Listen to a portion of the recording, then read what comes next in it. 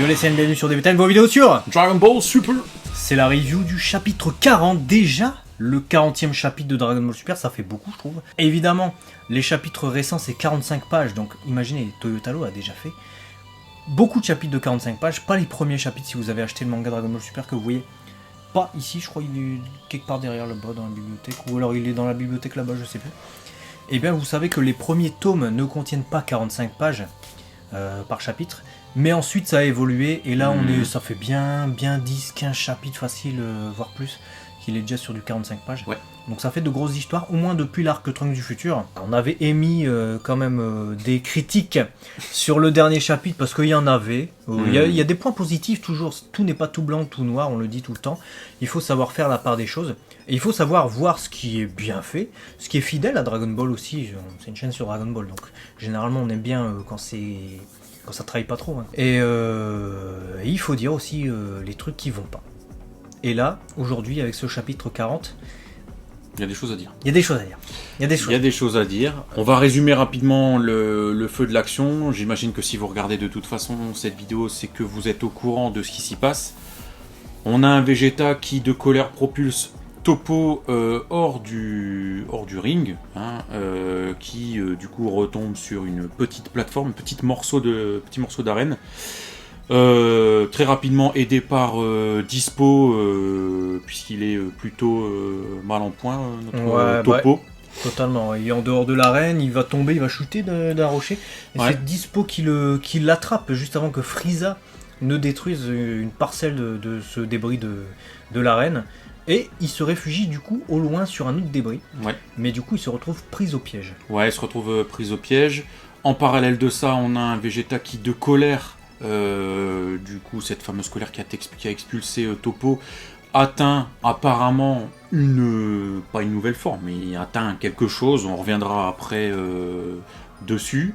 Un nouveau niveau, voilà, qui lui permet du coup de frapper Jiren à plusieurs reprises. Alors ne nous emballons pas, il le frappe certes, on n'a pas dit qu'il lui mettait misère. Très rapidement on a Frieza qui intervient dans tout ce bordel pour mettre à mal un petit peu et torturer Dispo et Toppo qui sont isolés sur leur caillasse pour essayer de les éliminer. Toppo et Dispo appellent Jiren à l'aide puisqu'ils ne peuvent revenir d'eux-mêmes sur l'arène, et Jiren qui du coup envoie bouler Frieza et numéro 17 et qui malgré tout les laisse tomber en disant en gros, enfin clairement il fait comprendre, je n'ai pas besoin de vous, allez m'observer depuis le ring, parce que à part me casser la tête et me couper dans mon élan, vous servez pas à grand chose. En gros, en résumé, c'est ça, et un final où numéro 17 tente le tout pour le tout, il se sacrifie, chose qui ressemble à l'animé, mais qui ne sert strictement à rien, puisque Jiren n'a même pas un bout de tissu en moins, contrairement à Toppo qui lui nous montre toute l'ampleur de son buste. Pas que le buste apparemment. Et on termine donc ce chapitre avec un Jiren qui nous fait tout l'exploit et toute la démonstration de sa musculature imposante. C'est ça, devant Goku qui retrouve sa forme, l'Ultra Instinct, Migate no Goku, la maîtrise des mouvements instinctifs. Il se transforme comme s'il se transformait en Super Saiyan, alors que le chapitre précédent, c'était une forme qu'il avait atteint. Déjà, c'est pas vraiment une forme, hein, le Migate no Goku, on le rappelle, hein, c'est une maîtrise. Évidemment, il change d'apparence parce que c'est plus marketing. Si tu as une apparence identifiable, tu peux l'identifier et te dire ah, Goku, il est sous cette apparence. Et là, il déclenche ça comme ça. Sachant qu'on est encore sur du symptôme. Hein, il n'a pas les cheveux argentés encore. Et le chapitre se termine sur ça, sur un Jiren sûr de lui, sûr de sa victoire, qui va faire état de toute sa puissance. Il déclenche une aura, ce qu'on ne l'avait pas vu faire jusqu'alors, je pense. Et Goku, lui, les signes de l'Ultra Instinct contre Jiren.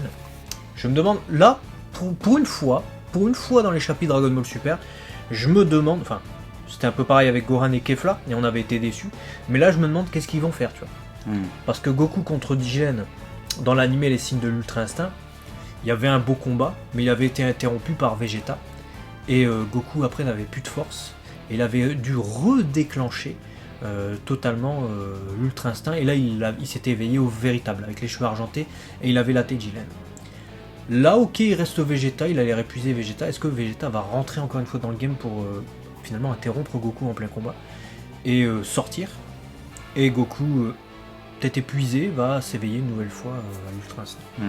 Ça va être, j'espère, le cœur de l'action du prochain chapitre, et j'espère que là on aura un peu plus de points de satisfaction que dans ce chapitre, parce que malheureusement, bien que graphiquement, par rapport au peu de temps qu'il a pour rusher 45 pages, on est loin de son pire chapitre. Ouais, ça fait le café, honnêtement. C'est beau. Ouais, à part évidemment ce que beaucoup ont partagé sur la toile, et je vous rejoins tout à fait, je suis tout à fait d'accord, c'est les mêmes points négatifs pour moi. C'est le visage de Goku Ultra Instinct, enfin un signe de l'Ultra Instinct, c'est pas Goku. Le visage n'est pas respecté. Le reste, ça fait le café. Hein. Topo, Vegeta sont plutôt beaux. Numéro 17, il y a des plans stylés. Il y a des plans stylés. Ça va, franchement, même les plans de l'arène. L'arène et les explosions sont bien faites aussi. Se permettre quand même de prendre le temps de faire une arène avec autant de détails quand t'es quand même dans le rush, ça a le mérite de devoir être souligné parce que c'est du travail. D'autant plus qu'il faut dire quelque chose aussi, et beaucoup l'oublient, c'est qu'on ne sait pas si Toyotaro a un assistant. Toyotaro, à la base, c'était un fan artiste qui est devenu mangaka professionnel pour la Shueisha. Il fait quand même 45 pages pour un rythme mensuel dans le V-Jump, mais tous les mangaka professionnels, généralement, ont un assistant, ou au moins un assistant, voire parfois plusieurs, comme Eiichiro Oda, l'auteur de One Piece, pour faire les décors, pour faire le tramage, pour faire l'ancrage en noir, etc.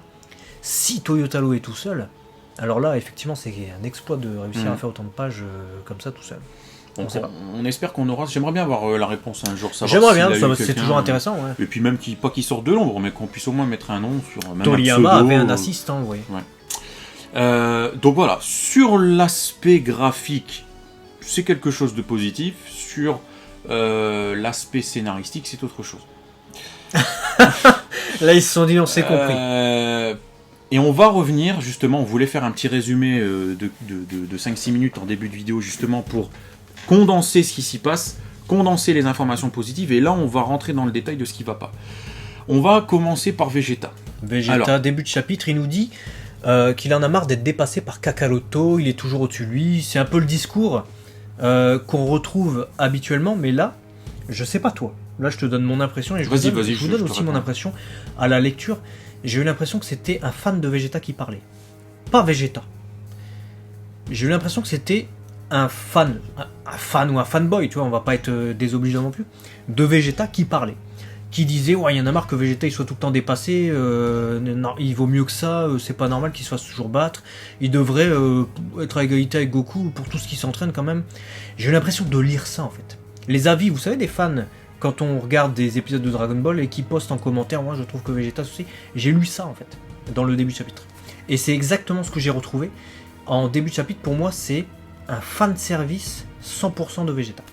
C'est-à-dire, je vois pas Vegeta, je vois un fan service de Vegeta. C'est-à-dire les caricatures du personnage, dépassé par Goku, ouais, je vaux mieux que ça, il éclate son ki, bim, il y donne des coups à l'adversaire, il réussit à faire un truc que Goku a pas réussi à faire, il touche l'adversaire, il lui met des mandales, et il se fait niquer en un temps, et c'est Goku qui va le finir. J'ai vu une parodie de Vegeta, en fait. J'ai pas vu Vegeta, j'ai vu une énième parodie. Que même dans l'animé, ils ont fait un peu ça aussi avec l'épisode Vegeta contre Jiren. Même l'épisode 122 qui était magnifique, qui était animé et supervisé surtout par Yuya Takahashi, il y avait un peu de ça. Mais là, j'ai senti ça à mort en fait dans chaque réplique de Vegeta. En fait, le seul moment où... Et je te rejoins, j'ai rien de plus à dire sur ce point-là. La seule chose que je veux rajouter, c'est qu'en fait, le seul moment où on ressent le Vegeta, c'est cette frustration. C'est-à-dire que il a beau avoir évolué, le personnage reconnaîtra toujours Goku comme son éternel rival. Donc, le voir évoluer devant lui, avoir encore la lumière, etc., je comprends que même au-delà de tout ça, il ait cette frustration de vouloir se dépasser et de se dire putain, il est toujours en train de réussir quelque chose, etc. Mais tu l'as dit, c'est poussé à l'extrême, ça en est limite parodié. Et le pire, c'est que c'est pas ce moment-là le plus, entre guillemets, le plus grave. Le moment où, entre guillemets, il rage d'être derrière. Oh, la parodie, pour moi, c'est le combat contre Jiren. C'est que...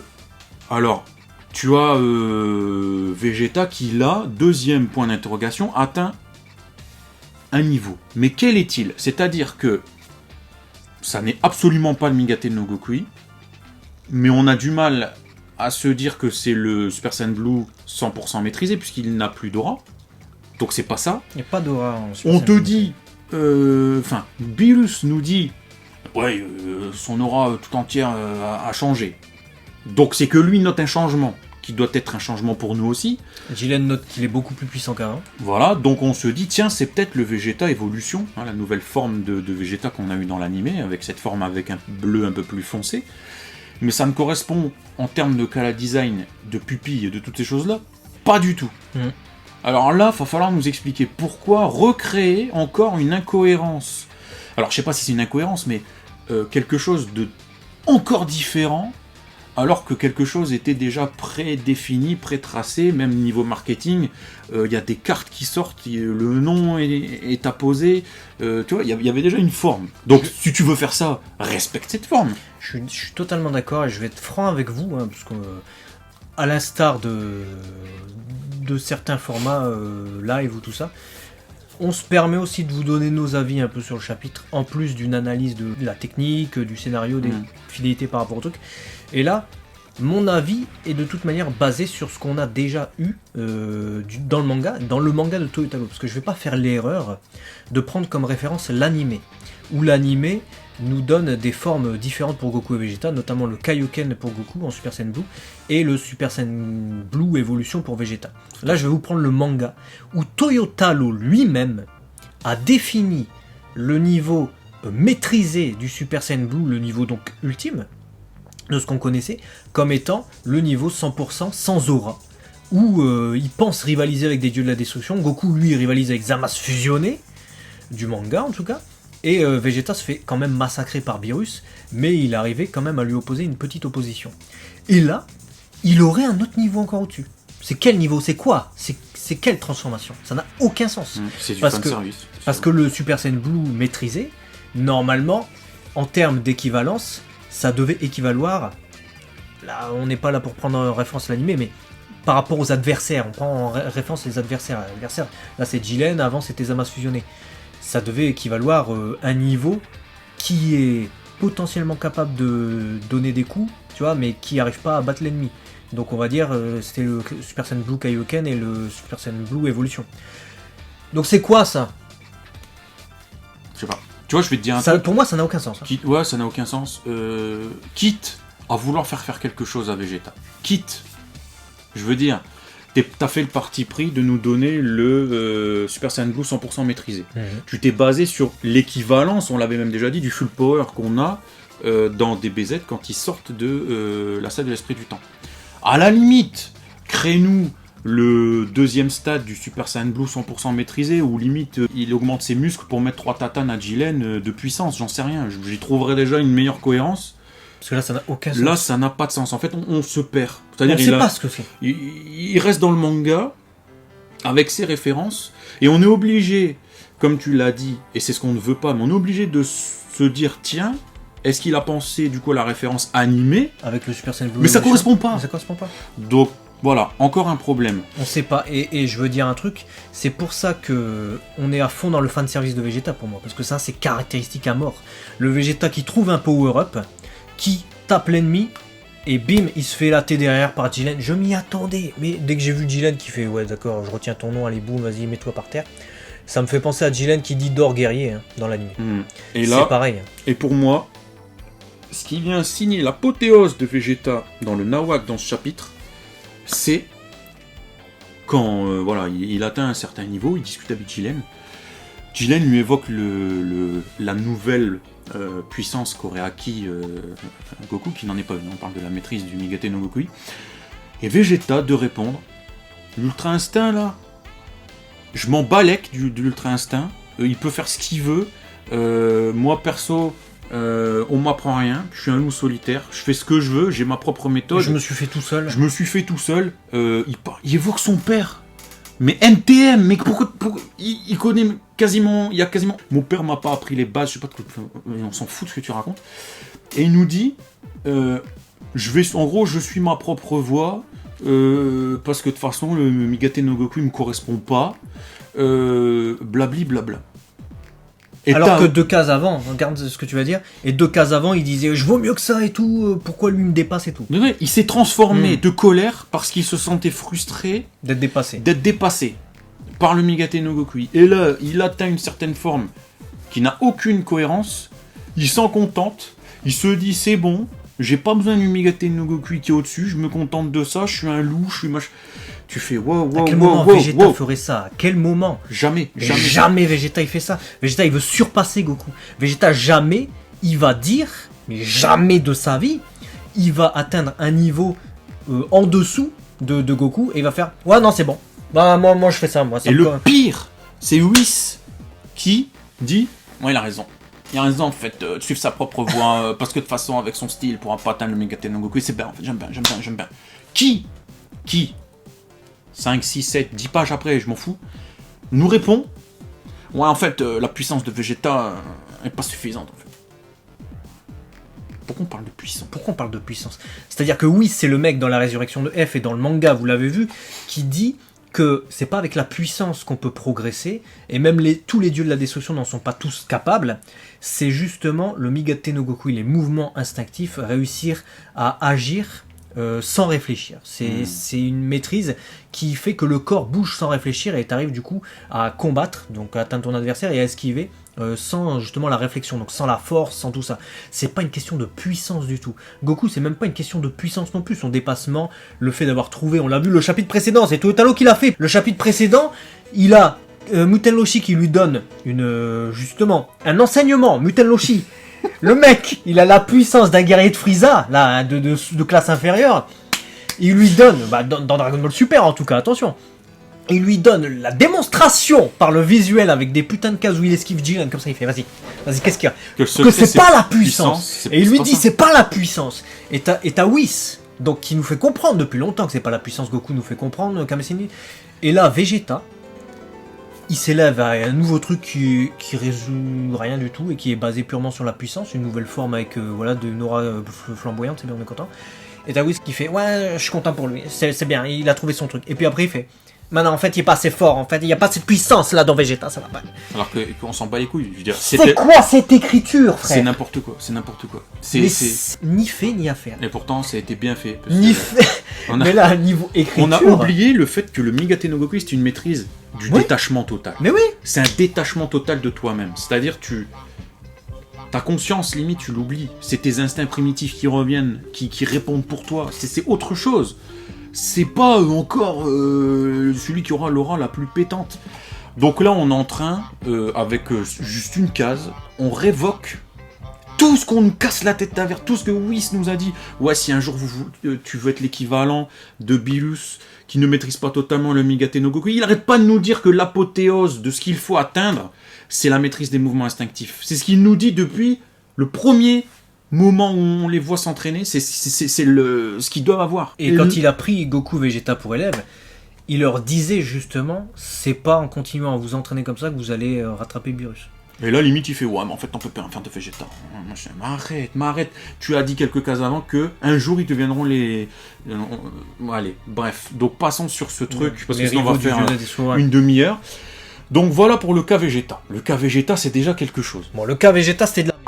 Maintenant, le cas Toppo. Le cas Toppo, toi, t'as trouvé que c'était de la grosse merde. C'est de la merde, Toppo. Je suis désolé. Mais je veux pas prendre encore une fois en cadre de référence l'animé. Mais au moins l'animé a fait briller Toppo. Au moins le Toppo qui est apparu sous cet angle de Hakaishin nous a tous fait un peu flipper. On a vu une force destructrice et on a vu un successeur à un dieu de la destruction. Je me suis dit, wow, ouais. Surtout qu'il nous a été annoncé comme ça dans le manga. Donc le point de référence, c'est vraiment le manga tout simplement. C'est le traitement de Toppo, successeur du dieu de la destruction. D'ailleurs, c'était beaucoup plus important dans le manga, puisque dès que Toppo est apparu, t'as Vermouth qui a dit ouais, regardez, lui c'est mon successeur en tant que dieu de la destruction. On n'a pas eu ça dans l'anime. Dans l'anime, il a fallu attendre le tournoi du pouvoir pour que Toppo il fasse en fait j'ai un tatouage, je suis dieu de la destruction, il y a quoi. C'était déjà, on se disait Toppo, tu te fous de notre gueule, là tu sors d'un seul coup, t'es un successeur et tout. Mais il l'imposait, il avait une aura, une prestance, il était dur à battre. Là je sais pas ce qu'il a fait en fait. C'est-à-dire que tu mets Casseral, c'est pareil. Mais ouais, alors il a rien fait. Je n'ai pas fait démonstration de sa pleine puissance. Il se fait valdinguer par une explosion d'aura de Vegeta. admettons.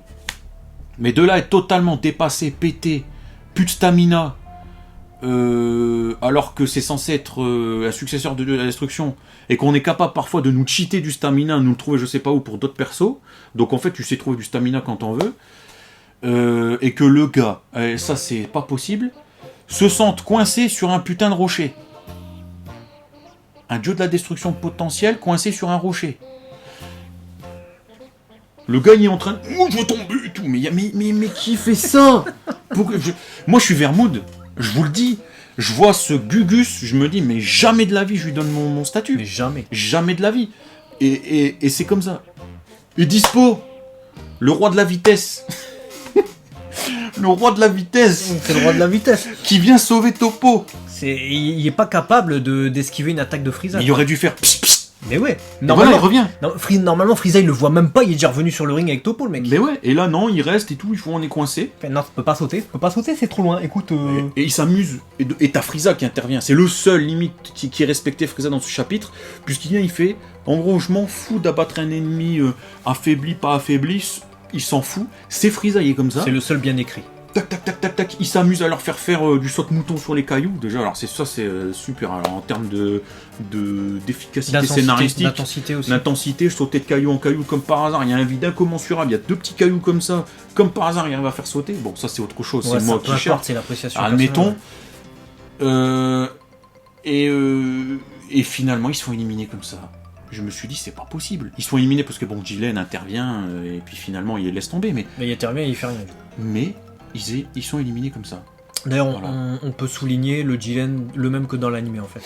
C'est le passage précis où Topo il lui fait une réflexion, on est avec toi Jiren et tout, et puis Jiren il fait ouais vous êtes lamentable, vous servez à rien. En fait ils ont retranscrit, Toyotaro a retranscrit le passage autrement, mais c'est le passage où Jiren abandonne ses camarades se croyant seul et se pensant suffisant pour battre l'ennemi. En étant suffisant et en se pensant suffisant. Goku du coup secourt Vegeta avec un déplacement instantané, pendant ce temps-là t'as Frieza et numéro 17 qui sont éclatés. Et finalement, Topo et Dispo réapparaissent dans les tribunes avec des nouveaux vêtements, en étant tout soignés, comme Goran. Et Frieza fait, explose un peu son ki pour gagner du temps. Technique de gagner du temps de Frieza, qui est plus malin que tous les personnages du tournoi du pouvoir. Il se sait plus faible que Jiren, il est pas con, il observe le truc depuis le début. Il sait que il peut pas rivaliser, il le sait, il est pas con Frieza. Mais pour autant, il le fait quand même. Ouais. Parce que c'est du temps de gagner, etc. Bon, Jiren s'en rend compte. Numéro 17 est obligé de venir secourir Frieza et se sacrifie sous les yeux terrifiés, apeurés, en pleurs de Kulilin et totalement stoïque de numéro 18. Traitement à la con de numéro 18. T'as pas aimé? Bah non, parce qu'elle est pas stoïque à ce point-là, numéro 18. Elle l'est plus. C'est pas la numéro 18 de l'époque des humains artificiels où ils étaient froids. C'est des humains artificiels qui justement sont devenus, étaient humains, mais ont retrouvé une humanité limite modèle.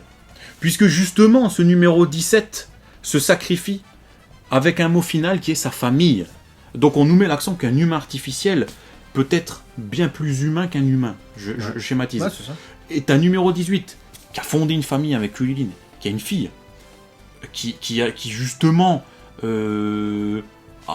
aussi cette relation spécifique avec Kulilin. Et là, on s'est fait ok, allez, écoute. C'est ça. Non, c'est pas numéro 18, je suis jamais réagi comme ça, elle ferait, au pire elle ferait Junanago, genre arrête tes conneries, je sais pas quoi, et au pire il la raisonne, il lui fait notre famille passe avant tout, j'en sais rien, et tu vois elle se met à chialer, et elle lui fait je te le promets, j'en sais rien, un truc plus humain. Moi je la vois pas chialer, mais quand j'ai lu le chapitre, je me suis dit c'est quoi ce traitement de merde? Et en fait, je me suis souvenu que dans l'animé, dans Dragon Ball Super, l'animé, depuis Dragon Ball Super tout simplement, ils ont montré une facette beaucoup plus humaine de numéro 18, attentive envers Kulilin, attentive envers sa fille Maron, attentive envers son frère numéro 17, et aussi plus sympathisante vis-à-vis des autres guerriers Z. Pas du tout dans le manga. Dans le manga, Toyotaro n'a pas du tout traité vraiment numéro 18, et donc je pense qu'il a pris pour base la numéro 18 froide de l'époque du manga Dragon Ball, mais arc humain artificiel, début de l'arc Majin Buu, où on la voyait pas faire de tendresse particulière envers son mari ou envers d'autres personnages. Et il a repris ça. Donc il a pas fait évoluer le personnage. C'est incohérent aussi. Et ça peut être incohérent. Et du coup, je me suis dit, ok, elle a ce côté, comme on dit en japonais, cool. C'est pas cool, en fait, c'est froid. Et elle a ce côté-là, numéro 18, froide. Donc je l'aurais pas vu pleurer, d'accord. Non. Mais Aussi froide. la voir comme ça et faire, ok. Pas Non, possible. non. Pour moi, non. Ça colle pas, il y a un truc qui va pas, en fait. Donc voilà, encore un perso. C'est son frère jumeau, tu vois. Si Bah, c'était bien pas son sûr, frère mais jumeau. ouais, mais non, mais même Krillin, il est plus choqué et chaud de la disparition de numéro 17 que sa totalement. propre sœur, donc c'est un peu n'importe quoi. Et un sacrifice qui s'avère vain, puisque Jilen est dans le renfoncement sur un petit morceau d'arène, pas un habit craqué, rien, pas une éraflure. Avec apparemment une erreur de traduction, beaucoup l'ont remarqué, quand Vegeta dit ouais, un sacrifice qui sert à rien, vraiment ridicule. Tu te sacrifies, tu sers à rien. Que Vegeta lui-même s'était sacrifié contre Majin Buu, c'est la même chose, tu vois. Donc en gros, c'est un peu l'hôpital qui se foutrait de la charité. Mais apparemment, on n'a pas encore levé Jump, donc ça c'est la merde aussi, parce qu'il y a vérifier. pas mal d'erreurs de traduction dans le chapitre, que ce soit dans la version de Viz, donc la version anglaise, ou même une version française que vous avez pu trouver. Et apparemment, c'est plus, son sacrifice n'a pas eu d'effet, c'est vraiment... Dommage. Ça sert à rien, quoi. Ça sert à rien, en fait. Mais ça sert à rien contre Jilen, quoi. Pas ça sert à rien, genre il C'était sert à inutile. rien numéro 17. Limite, dans son sous-entendu. Donc je pense que c'est plus ça la traduction, on verra quand on aura la version japonaise, on va pas s'avancer. Et une autre traduction qui a changé, c'est Goku, une fois qu'il a les signes de l'Ultra Instinct contre Jilen, dans une des versions qu'on a, là il dit « Je dois continuer de grandir, désormais je me laisserai plus distraire par ce qui m'entoure ». Dans la première version qui était sortie, il disait « Je dois continuer d'évoluer, je ne peux plus continuer à abandonner en gros tout le monde ». Genre il a toujours abandonné tout le monde. C'était n'importe quoi. Et là, c'est pas beaucoup mieux non plus. Mais voilà, c'est pour vous dire qu'on n'a pas la traduction exacte.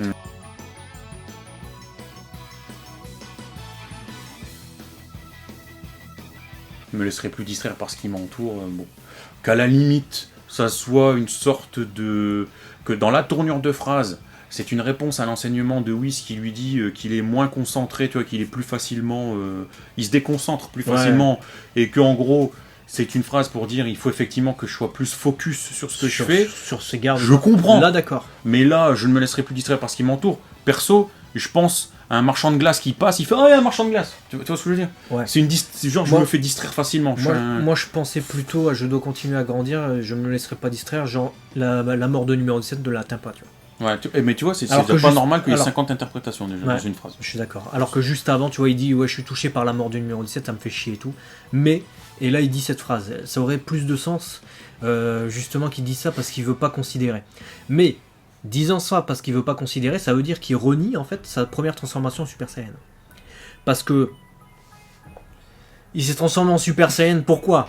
Parce qu'il, il a assisté à la mort de son meilleur ami. Si justement ça le met pas dans tous ces états de voir quelqu'un périr devant lui, c'est plus vraiment Goku, tu vois. Qu'est-ce que c'est? Du coup, je sais pas. Bon, déjà, là, de toute façon, vu sa tête staste, c'est quelqu'un qui ressemble, qui se fait passer pour Goku. Pour Goku, c'est pas vraiment Goku. C'est pas Goku. Bon, alors Jilen, lui, sur le dernier plan, par contre, est bien dessiné. Ouais, il est bien dessiné. C'est le Jilen qui... Je suis curieux de voir ce que ça va donner. Heureusement qu'il y a eu limite un plan comme ça qui rehausse un petit peu la curiosité de... tiens, qu'est-ce qui va pouvoir se passer dans le chapitre 41? Globalement, honnêtement, est-ce qu'on a vu un beau chapitre de Dragon Ball? Non. Tout était parodique, en fait. Ouais, tout était parodique. La mort de numéro 17, elle contradictoire. Contradictoire, parodique, contradictoire. On vous l'a dit. Vegeta, Whis, le Migate no Gokui, même Topo, on peut le mettre dans les trucs contradictoires. Parodique, Vegeta une nouvelle fois. Krillin, Goku, vas-y, je t'en prie, comme tu l'as fait tant de fois, vas-y, sauve-nous. Ça, c'est un fan qui parle, c'est pas Krillin, ça. De toute façon, t'as remarqué que lui, il passe son temps tout le chapitre à faire ça. Ouais, en fait, il commente l'action de 4 phrases. Il fait comme dans l'animé, plus ou moins, mais il sert à rien. Et oui, ce qui était très juste jusque-là devient totalement à chier. Parce qu'un coup il fait ouais, il a raison, Vegeta, faut qu'il continue comme ça. Et un coup il fait ouais, non, il est pas assez puissant. En fait, c'est la puissance qui compte. Je sais pas, je vous ai enseigné tout l'inverse depuis tout à l'heure, depuis 15 mois, mais n'importe quoi. Dans ce chapitre écrit avec le cul. Honnêtement, ouais, il est écrit avec le cul. Truc de bien dans le chapitre. Frieza est bien écrit. Son caractère est respecté, il s'en fout d'achever un ennemi déjà à terre. Il s'en fout, c'est Frieza, il est vil, on s'en fout. Il pense à gagner du temps malgré que. C'est le seul qui fait quelque chose d'intelligent dans ce chapitre en fait. Qui est respecté. Point. Même si c'est du n'importe quoi d'agir sur un topo qui est sur un rocher, le Frieza en tant que tel répond à une action de manière cohérente avec son personnage. Bien, totalement. Voilà, c'est le seul truc point. Le reste, c'est de la merde. Voilà, je le dis, je suis très déçu de ce chapitre. Ouais, je suis assez déçu aussi. Dites-nous, vous, qu'est-ce que vous avez pensé de ce chapitre, et puis si vous partagez les mêmes points que nous, ou pas du tout, mais argumentez dans les commentaires. Bon, là, c'est notre avis, évidemment, par rapport au chapitre 40 de Dragon Ball Super. Bon. Non, très déçu. Bon, tu peux t'abonner quand même à la chaîne, parce que c'est pas parce que le chapitre est pas bien que la chaîne elle est pas bien. Bah ouais, parce que tu vois, il y a quand même des informations dans ces vidéos, on fait des comparatifs avec les précédents chapitres du manga, parce que voilà, et puis aussi avec l'arc de manière générale, et puis bah, s'il y a des bons chapitres, on le dira. Il y a eu des bons chapitres, des très bons chapitres, on a même mis des 20. Oui. Des 20, parce qu'on mettait des notes, mais là, si tu veux mettre une note à ce truc-là... Ça sert à rien. Voilà. Non. A très vite du coup sur DB Times. Matane, plein de vidéos Dragon Ball. Ciao.